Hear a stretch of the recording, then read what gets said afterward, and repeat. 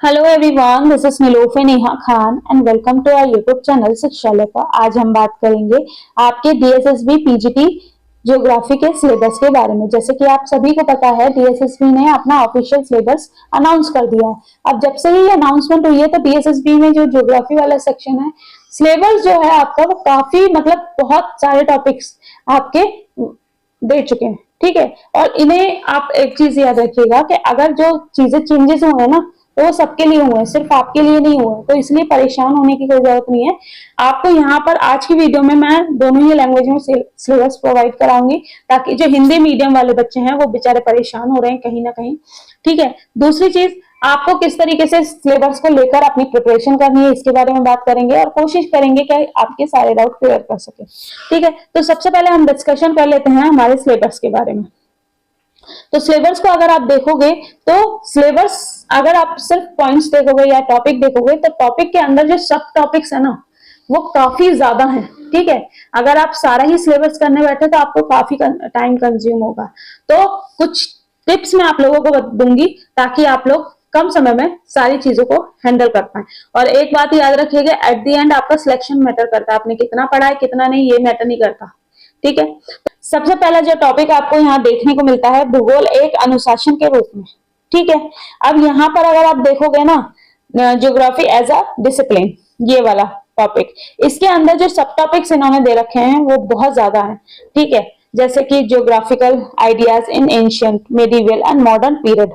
ठीक है, आपके प्राचीन, मध्यकालीन और आधुनिक काल में भौगोलिक विचार क्या थे। अब यहाँ पर कई नाम दे रखे, जैसे कि आपके वेनेस, कांट, रेन, ठीक है, हम्बोल्ट, विटर, ये सारे, डरबिन का प्रभाव, ये सारे ही आपको इनके कॉन्टेक्स्ट में सारी चीजों को देखना पड़ेगा। इसके बाद आपका जो सब टॉपिक देखने को मिलता है, समसामयिक भूगोल की कंटेम्पररी ज्योग्राफी। ठीक है, अब इसमें आपको द्वितीय विश्व युद्ध के बाद, ठीक है, पर्यावरण में किस तरीके से चीजें हुई, ठीक, स्थानिक संगठन, ठीक, यहाँ पर व्यवहारिक और अवधारणाएं, भूगोल और भूगोल में सकारात्मक मानवतावादी भूगोल, मार्क्सवाद। ठीक है, एक तरीके से जो आपके विचारधारा है, उन्होंने भूगोल को किस तरीके से प्रभावित किया, यहाँ पर इस कॉन्टेक्स्ट में आपसे पूछा जाएगा। फिर इसके बाद सेकंड टॉपिक जो आपको देखने को मिलता है, पृथ्वी की उत्पत्ति और विकास। इसमें आप पढ़ते हैं सौर मंडल का परिचय, पृथ्वी की गतियां, घूर्णन, क्रांति, दिन और रात की घटना, ऋतुओं में परिवर्तन, अक्षांश, देशांतर, समय ढूंढना, पृथ्वी का आंतरिक भाग, सामग्री की उत्पत्ति। ठीक है, और महासागर और ये वेगनर का महाद्वीपीय टपक सिद्धांत। ठीक है, प्लेट टेक्टोनिक, भूकंप का सिद्धांत। ठीक है, ज्वालामुखी, वलित एवं भ्रंश, पृथ्वी की उत्पत्ति, निहारिका। ठीक है, परिकल्पनाएं, बिग बैंग का सिद्धांत, देशों, वायुमंडल और महासागरों का विकास। ठीक है, ये सारे आपके टॉपिक्स हो जाते हैं आपका सेकेंड टॉपिक के अंदर, सब टॉपिक्स। ठीक है, इसके बाद आप देखते हैं आपका थर्ड टॉपिक, जो कि है पृथ्वी का आंतरिक भाग। ठीक है, अगर पृथ्वी के आंतरिक के भाग के बारे में बात करेंगे, तो इसमें आपको सबसे पहला जो सब टॉपिक देखने को मिलता है, पृथ्वी के आंतरिक भाग का गठन। ठीक है, भूकंप के साक्ष्य, महाद्वीप और महासागरीय घाटियों की उत्पत्ति, वेगनर का महाद्वीपीय भाव और प्लेट टेक्टोनिक्स का सिद्धांत, प्लेट और गति, अतः ज्वालामुखी एवं कंप्यता। ठीक है, ये वाला टॉपिक अगर आप दूसरा और तीसरा टॉपिक देखोगे तो ये इंटरलिंक है। जब आप दूसरा टॉपिक कर लोगे तो आपको तीसरा टॉपिक अपने आप में समझ आने लग जाएगा। और एक बात याद रखिएगा, सीक्वेंस से करिएगा। ठीक है, अब बात कर लेते हैं आपके टॉपिक नंबर 4 के बारे में, जो कि है आपका भू आकृतियां, यानी कि लैंडफॉर्म, मिनरल। अब इसमें आप क्या पढ़ेंगे, minerals and rocks, classification of rocks, rock cycle, important minerals. ठीक है, भू आकृतियां, बहिर्जनिक प्रक्रियाएं, बड़े पैमाने पर बर्फबारी, भू संकलन, नदी, ग्लेशियर, पवन, समुद्री लहरें, इन सब के बारे में आपको पढ़ना पड़ेगा इस टॉपिक के अंदर। ठीक है, इसके बाद आप देखते हैं टॉपिक नंबर 5, जो कि है आपका जलवायु, यानी कि क्लाइमेट। अब क्लाइमेट में आप सबसे पहला टॉपिक पढ़ोगे एटमॉस्फेयर। ठीक है, यानी कि वातावरण की संरचनाएं। ठीक है, और स्ट्रक्चर, सूर्य ताप और तापमान, वायुमंडलीय दबाव और हवाएं, वायुमंडलीय नमी, चक्रवात, जलवायु का वर्गीकरण, कॉफेन और थॉर्नवेट योजनाएं वर्गीकरण, ठीक है, और वैश्विक जलवायु परिवर्तन, कारण और प्रभाव उसका। फिर उसके बाद आप देखते हो टॉपिक नंबर टॉपिक नंबर 6 जो कि है आपका वाटर, ठीक है, वाटर यानी कि जल। अब इसमें आप क्या पढ़ेंगे, समुद्री तल की भू आकृति, अटलांटिक, प्रशांत महासागर, अटलांटिक महासागर और हिंद महासागर की पंडुली राहत, विशेषताएं, समुद्र की पानी की गतियां, ठीक है, धाराएं, ज्वार और लहरें, ठीक है। देखा जाए तो कहीं ना कहीं आपके जितने भी टॉपिक्स अभी तक देख रखे हैं ना, वो सारे इंटरलिंक कर रहे हैं एक दूसरे से, और अगर आप थोड़ा सा पेशेंस रखते हुए करोगे ना तो इंशाल्लाह आप लोग अच्छे से अपना टॉपिक क्लियर कर सकते हैं। बाकी इन टॉपिक्स के मैं नोट्स बना रही हूँ, होप सो वो आपके बहुत जल्द बन जाएंगे, ठीक है, क्योंकि एक चीज याद रखिएगा, हर चीज बनाने में करने में टाइम लगता है, ठीक है। जो आपका नेक्स्ट टॉपिक है वो आपका 7 है, पृथ्वी पर जीवन, ठीक है, life on the earth, approaches, ठीक है, पर्यावरण भूगोल की दृष्टिकोण, परिदृश्य, पारिस्थितिक तंत्र और धारणा दृष्टिकोण, मनुष्य और जीव मंडल, ये आपका हो गया। फिर इसके बाद देखते हैं टॉपिक नंबर 8 जिसमें कि आप भारत के कॉन्टेक्स्ट में चीजों को पढ़ेंगे, जैसे कि भारतीय राज्य क्षेत्र का भौगोलिक आधार, स्थान, विस्तार, आकृति और आकार, ये आपका इंडिया के कॉन्टेक्स्ट में रहेगा, ठीक है। फिर इसके बाद आप पढ़ते हैं टॉपिक नंबर 9 फिजियोग्राफी। फिजियोग्राफी में आप संरचना, प्राकृतिक भूगोल संबंधी प्रभाव, जल निकास प्रणाली और इनका विकास। फिर टॉपिक नंबर 10 आप देखते हैं जलवायु, वनस्पति एवं मिट्टी, यानी कि क्लाइमेट, वेजिटेशन एंड सॉइल।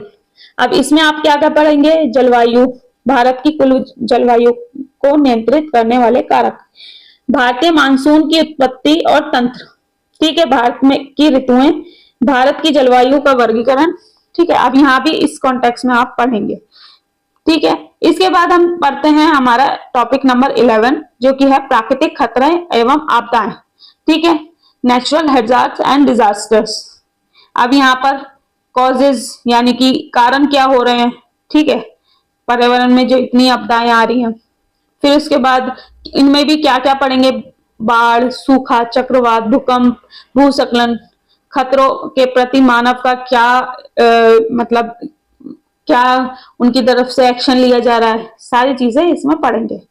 फिर इसके बाद हम पढ़ते हैं टॉपिक नंबर 12 जो कि है आपका मानव भूगोल, ठीक है, प्रकृति और दायरा। अब इसमें आप मानव भूगोल की प्रकृति और दायरा, मानव भूगोल के दृष्टिकोण, नियतिवादी पर्यावरण, ठीक है, इन सब टॉपिक्स के बारे में आप पढ़ेंगे। फिर इसके बाद आप पढ़ते हैं टॉपिक नंबर 13 लोग और विश्व और भारत, ठीक है। इस टॉपिक के अंदर आप जनसंख्या के बारे में पढ़ेंगे, ठीक है, और पैटर्न के बारे में जानेंगे, ठीक है, और सारी चीजें इसमें पढ़ेंगे। फिर हम पढ़ते हैं टॉपिक नंबर 5 और टॉपिक नंबर 14 जो कि है मानवीय गतिविधियां यानी कि ह्यूमन एक्टिविटीज। अब इसमें भी हम विश्व के स्तर पे भी और भारत के कॉन्टेक्स्ट में भी पढ़ेंगे, जैसे कि प्राथमिक जो आपकी रहेंगी गतिविधियां वो आपकी रहेंगी शिकार करना, एकत्र करना, पशुपालन, खानाबदोश और वाणिज्य, लकड़ी काटना, खनन और कृषि पद्धति, कुछ फसलें, ठीक है। फिर उसके बाद आपका माध्यमिक में आपको पढ़ेंगे औद्योगिक वर्गीकरण, स्थानीयकरण के सिद्धांत, प्रमुख उद्योग, ये हो गया। फिर इसके बाद हम पढ़ते हैं उद्योग में रुझान, विश्व तुलना, ठीक है, और तृतीयक में हम पढ़ते हैं सेवाएं, और चतुर्थ में आप पढ़ते हैं स्टेशनरी गतिविधियां, ठीक है। फिर इसके बाद भारत में योजना, यही टॉपिक के अंदर हम पढ़ेंगे। फिर इसके बाद हम टॉपिक नंबर 15 पढ़ेंगे परिवहन, संचार एवं व्यापार। इसमें परिवहन, संचार, सड़कें, ये सारे टॉपिक हम पढ़ लेंगे, ठीक है, बंदरगाहें, भारत और विदेशी व्यापार, ठीक है, उसका का बदलता पैटर्न, सारी चीजें आपका सिलेबस तो इन्होंने सारा कुछ मेंशन किया हुआ है, ठीक है। मानव बस्तियां, विश्व और आपका भारत के कॉन्टेक्स्ट में, ठीक है, ये आपका 16 टॉपिक है। ठीक है, अब इसमें भी आप क्या पढ़ेंगे, अस्थिर और स्थिर बस्तियां, ग्रामीण बस्तियां, उत्पत्ति, प्रकार, पैटर्न, ये सारी चीजें आप इसमें पढ़ेंगे। ठीक है, इसके बाद आप पढ़ते हैं 17वां टॉपिक, चयनित मुद्दों एवं समस्याओं का भौगोलिक परिप्रेक्ष्य।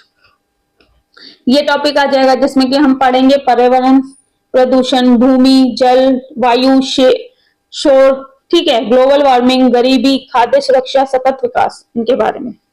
फिर इसके बाद यानी कि environmental pollution, land, water, air, noise pollution, global warming, poverty,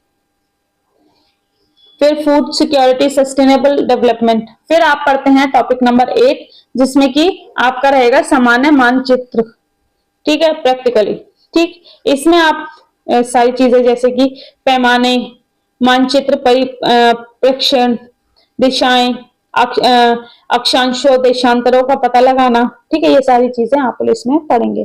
फिर इसके बाद आप पढ़ते हो भू आकृति विज्ञान, जलवायु विज्ञान शास्त्र, ठीक है, क्षेत्रीय विकास, शहरी भूगोल, सांस्कृतिक भूगोल, भारत का भूगोल, रिमोट सेटिंग और आपका GIS।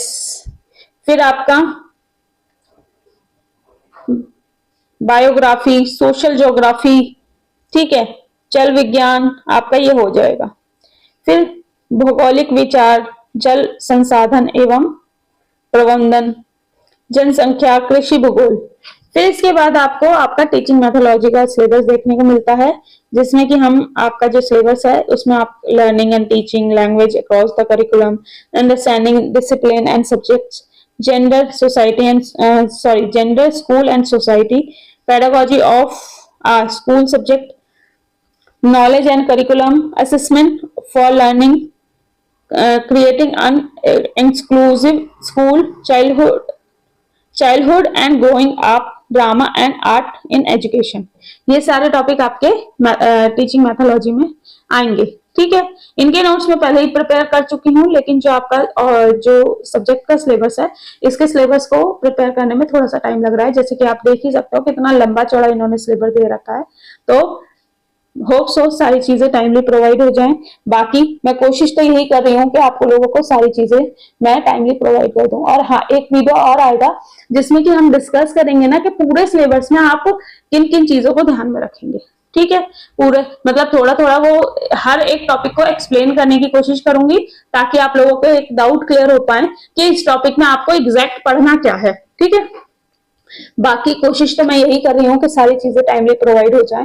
बाकी मिलते हैं आपसे नेक्स्ट वीडियो में। Thank you for watching.